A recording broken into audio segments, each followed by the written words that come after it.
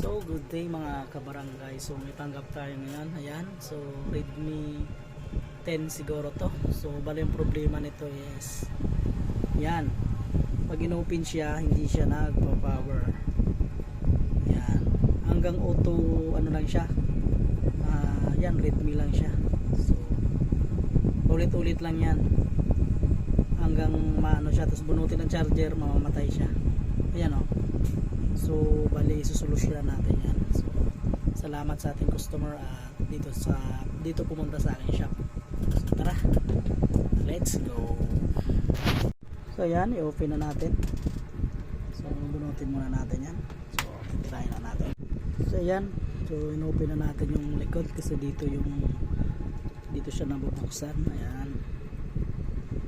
So dandanin lang natin yan para hindi siya mabasag dahil karamihan dyan nababasag talaga yan siya. Ayun. So okay na. So ayan. So titirahin natin yung ano niya ito, yung shortage sa battery. Ayan. So okay na yung ginawa natin kanina na nag-auto restart. So nag-open na siya. So ayan. So babalik na natin yung bahay niya. So,